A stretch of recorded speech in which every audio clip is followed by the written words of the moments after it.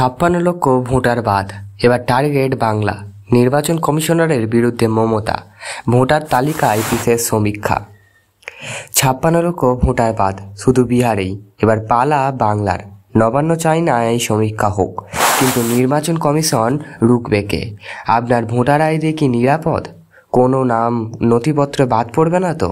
মমতা কেন বলছে এই সংবিধান বিরোধী? আজকের বিশেষ প্রতিবেদন। ভোটারদের আজ ভোটার তালিকার যুদ্ধ। এত বড় বিতর্ক বাংলার আগে কখনো হয়নি। ২০২৫ সালে লোকসভা নির্বাচন ক্রমশ ঘনিয়ে আসছে।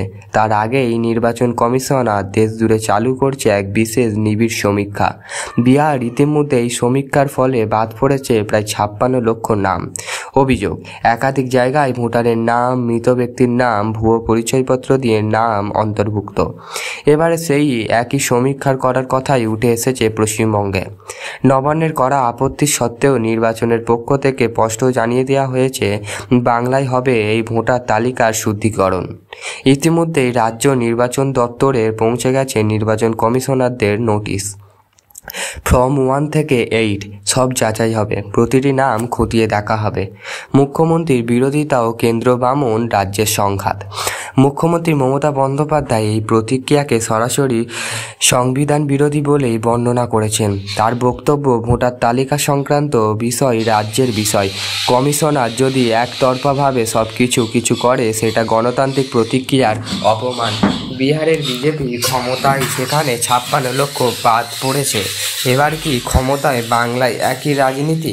নবান্ন বলছে, বাংলার জনসংখ্যা একটি বড় অংশ আদিবাসী, সংখ্যালঘু, গ্রামীণ। তাদের কাছে হয়তো এইসব নথি নেই।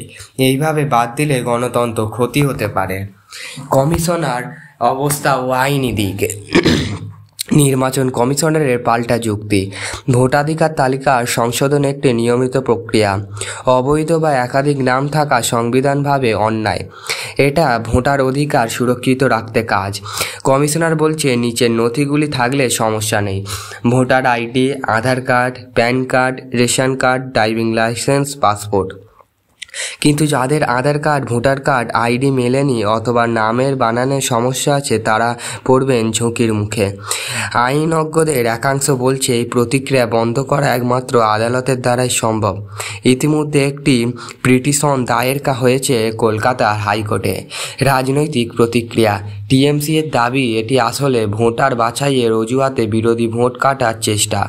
অভিষেক বন্দ্যোপাধ্যায় এটা বলছেন, ৫৬ লক্ষ বাদ মানে একটা আসনের ফুল ঘুরে যেতে পারে। এখন বাংলা দখলের খেলা শুরু হয়েছে।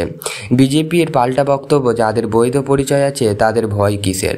ভোটার তালিকায় মৃত ব্যক্তির নাম থাকা উচিত নয়। সিপিএম ও কংগ্রেস এই ইস্যুতে মুখ খুলেছে। তারা চাইছে সর্বদলীয় আলোচনা ও স্বচ্ছ সমীক্ষা। সাধারণ মানুষের উদ্বেগ, গাঁও থেকে শহর সর্বত্র শুরু হয়েছে চর্চা। বৃদ্ধা রজনী দেবী বলছেন, আমরা ভোটার আইডি আছে, কিন্তু আমার নাম মেলে না, বাদ পড়ে যাবে না তো? এক কৃষক বলছেন, গ্রামের নামে বানান ভুল আছে, এইটা সেইটি আমাদের অপরাধ। এক শিক্ষার্থী জানাচ্ছে, আমি হোস্টেলে থাকি, রেশন কার্ড গ্রামে, সেটা কি আমার নাম বাদ দেবে? বহু মানুষ ইতিমধ্যেই ভোটার অফিসিয়ালে ভিড় করছে। নিজেদের নাম যাচাই করুন, সতর্ক হন। এখন সময় আছে নিজের ভোটার তথ্য যাচাই করতে। NVSP বা https://www.nvsp.in ওয়েবসাইটে গিয়ে ভোটার হেল্পলাইন অ্যাপ ব্যবহার করে স্থানীয় ব্লকে বা বুথ অফিসে গিয়ে যে ভুলে নাম কাটা যাবে, সেই ভুল আর যেন না হয়।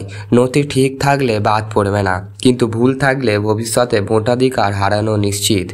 এই বিষয়ে রাজনৈতিক চশমায় না দেখে নাগরিকতার দায়িত্ব হিসাবে দেখুন, কারণ আপনার ভোট আপনার পরিচয়। আর এই ভিডিওটি শেয়ার করুন যেন বাকিরাও সতর্ক হয়। সাবস্ক্রাইব, লাইক, কমেন্টের অনুরোধ রইল। এই ভিডিওটি যদি তথ্যপূর্ণ বলে মনে হয় তাহলে লাইক দিন, শেয়ার করুন এবং আপনাদের সঙ্গে আমার এইরকম আরও ভিডিও পেতে সাবস্ক্রাইব করুন আমাদের এই চ্যানেলটিকে। সত্য বলার সাহস, কারণ এই দেশে সত্য জানাও একটা গণতান্ত্রিক অধিকার।